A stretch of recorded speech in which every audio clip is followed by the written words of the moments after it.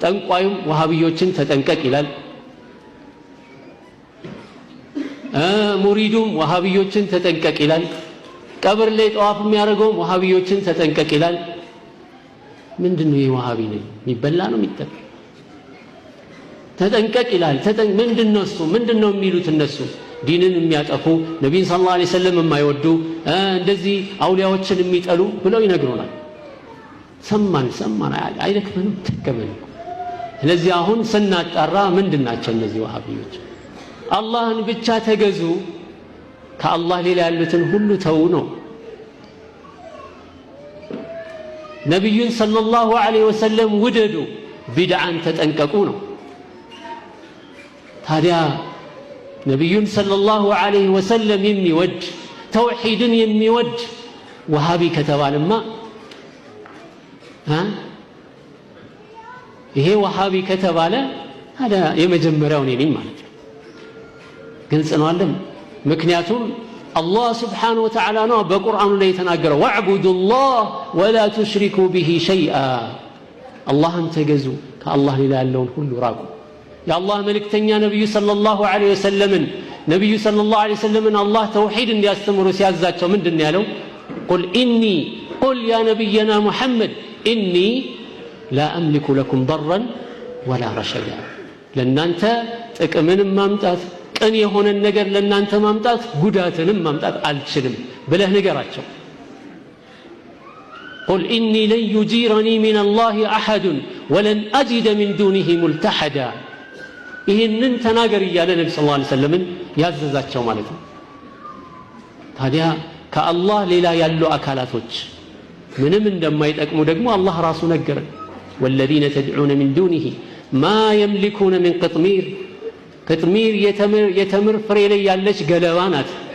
እነዚያ ከአላህ ሌላ የምትጣሯቸው ከአላህ ሌላ እንግዲህ አላህ ናቸው የምንላቸው አካላቶች አሉ ከሚመለኩት መሃል። ሰኞን የሰጠናቸው አላህ ናቸው እንዴ? ሮብን የሰጠናቸው አላህ ናቸው? ሐሙስን እንደዚሁም ቅዳሜን የሰጠናቸው አላህ ናቸው? አይደሉም። ከአላህ ሌላ ያሉትን አለ አላህ። ከአላህ ሌላ ያሉት የምትማጸኗቸው ቅጥሚር የላቸውም። ኢን ተድዑሁም ላ የስመዑ ዱዓአኩም፣ ብትለምኗቸው ብትጠሯቸው ጥሪያችሁን የሚሰሙ አይደሉም። ወለው ሰሚዑ መስተጃቡ ለኩም፣ ቢሰሙም መልስ አይሰጧቸውም። ወየውመ አልቂያመቲ የክፍሩነ ቢሽርኪኩም፣ የቅያማ ቀን ደግሞ አናውቃቸውም ብሎ ይክዷቸዋል በሰራችሁት ሽርክ። ስለዚህ በከንቱ ነው ማለት ነው በየቀብሩ የምንንከራተተው፣ በከንቱ ነው ማለት ነው ሰኞ ሮብ እያልን የምንኻድመው በህይወት ያለውን ለመቀለብ እንጂ እኛን ለመጥቀም አይደለም ማለት ነው። እሱስ እንደው በመልካም መንገድ መጥቶ ብንቀልበው እኮ ችግር የለውም። ነገር ግን እኛን ዱንያን አኺራን የምንከስርበትን መንገድ እያሳየን ለራሱ ደግሞ ይበላል ከኛ። ለምንድን ነው ማንነቃው? ያ ጀማዓ ለምንድን ነው ማንነቃው? ስለዚህ ወሃቢዮች ተብሎ ብዙ ይነገራል። ጠንቋዩም እኮ ወሃቢ ነው የሚለው ታውቃላችሁ? ጠንቋዩ ምንድን ነው የሚለው? ወሃቢዮችን ተጠንቀቁ። ምንድነው ወሃቢ ሲባል? ይሄው በቃ ተውሂድ ነው የሚያስተምረው። አውሊያዎችን እንወዳለን አንወድም? እንወዳለን አውሊያዎችን። ነገር ግን ያለው ምንድነው? እሱ አውሊያዎችን ጥሉ የሚል ሰው ሰምተን አናውቅም እኛ። አውሊያዎችን ምን አድርጎ ነው? አላህ የሰጣቸውን ደረጃ ስጧቸው፣ አላህ ከሰጣቸው ደረጃ በላይ ከፍ አታርጓቸው። ይሄ ነው የተባለው። አውሊያዎችን መውደድ ግዴታ ነው። የአላህ ወልዮችን መውደድ እንዴ የአላህ መልእክተኛ እኮ ነው ያሉት የአላህ ወልዮችን የአላህ ወዳጆችን ጠላት ያደረገ ከአላህ ጋር ጦርነት የጀመረ ነው። ስለዚህ አላህ ወልዮችን ጥሎ አይደለም። የአላህ ወልዮች የአላህ ሐቅ አይገባቸውም። ነብዩ ሰለላሁ ዐለይሂ ወሰለም በነብይነታቸው ነው የምንወዳቸው። የአላህን ሐቅ ለሳቸው አሳልፈን እንድንሰጥ አይደለም። በየመውሊዱ ላይ የሚቀራውን እንመልከት። አንዳንድ ጊዜ ያው ትንሽ ሰራሐ መሆኑ ጥሩ ነው። ከሚቀሩት መካከል ምን እናገኛለን? ያ አሽረፈ الخلق ما لي من ألوذ به سواك عند حلول الحادث العمم وإن من جودك الدنيا وضرتها ومن علومك علم اللوح والقلم።